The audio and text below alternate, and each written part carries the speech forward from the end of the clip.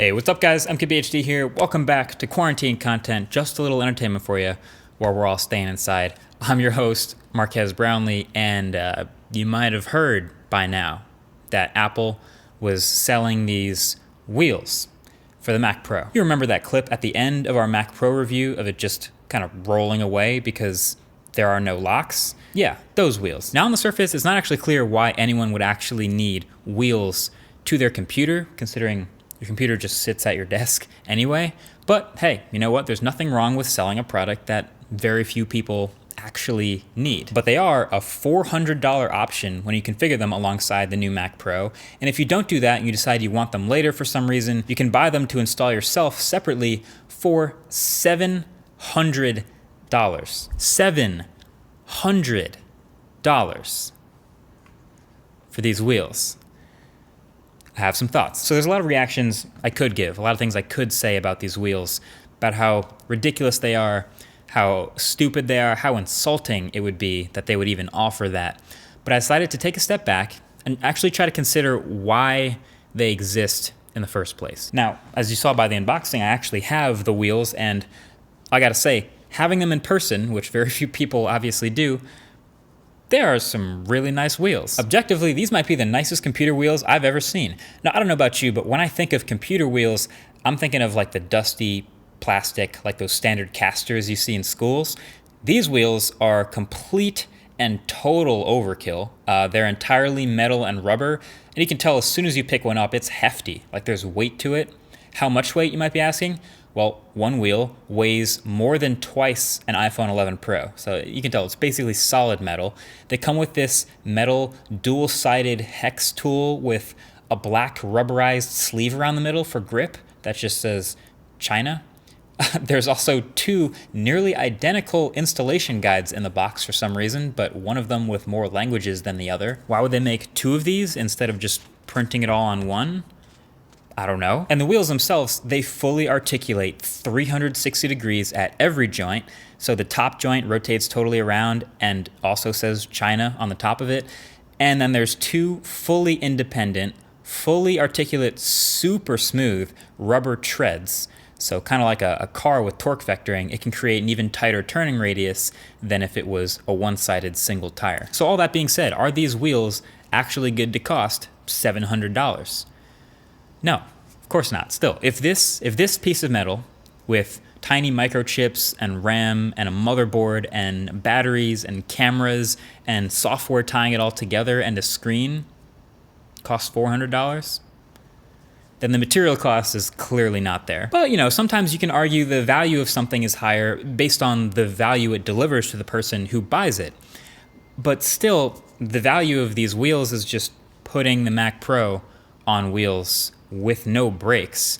And the Mac Pro has to be plugged into the wall to be on anyway, so that argument doesn't really work. Really, the only reasonable argument you can come up with having actually seen these is, okay, these are such high quality wheels that the tooling required to make them costs so much, and the volume that they're going to sell is so low that they have to price them super high to make their money back on selling these wheels. But Apple doesn't need to make their money back on every single product they make. They regularly don't do that, and they often subsidize their less successful products with their more successful ones. So why would Apple make these $700 wheels if they know that?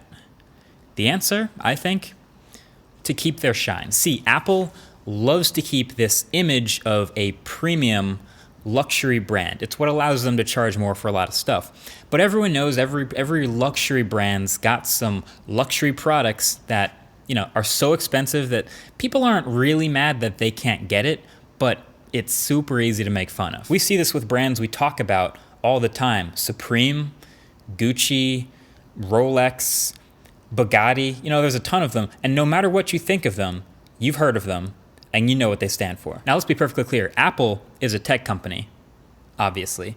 But in this tech world, they are the luxury one. And keeping that status, keeping that perceived image of high quality isn't easy. That doesn't just come effortlessly. You know, they're in a competitive tech world where other companies are throwing their absolute best at them and trying to make their best possible products and make as much money as they possibly can. And so that competitive landscape's crafted the likes of the $329 iPad, which is an incredible deal in the tablet world, and of course the recent $400 iPhone SE. That's super competitive. Again, one of the best deals ever from their camp. So they're not allergic to pricing things competitively, especially when it benefits their business. But on the other end of the spectrum, to keep their premium luxury image, they of course need high-priced products. See, this is something I've talked about in some previous Apple-related videos, because as much products as they do make, I've wished that they would make more to fill in the gaps, because often in some categories they will choose to keep up their image. They will choose to just make the expensive version of that thing. Like when making a desktop tower computer, they only make one, and they made the expensive one. Now, there are many things that can change the perceived quality of an item, you know, the actual hardware quality and fit and finish and materials, and even the name and the design of the packaging.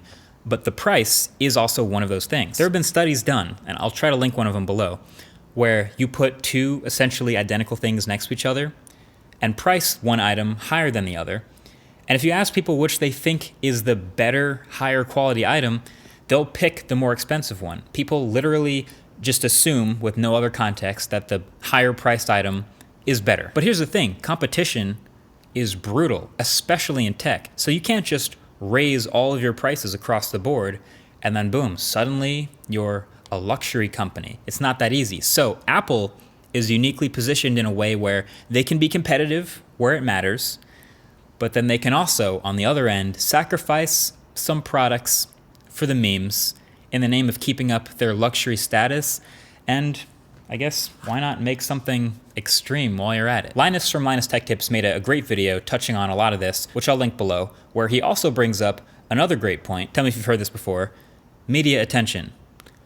All press is good press. Virtually every article written about the Mac Pro's crazy wheels mention other Apple products, shed light on the Mac Pro and on Apple's history, sometimes literally even list a couple other Apple products that you could buy for the same price as those wheels. So you can see how it feels like all press is good press. So Apple can choose to make that sacrifice with certain products. And the Mac Pro's wheels, that's a perfect place to sacrifice.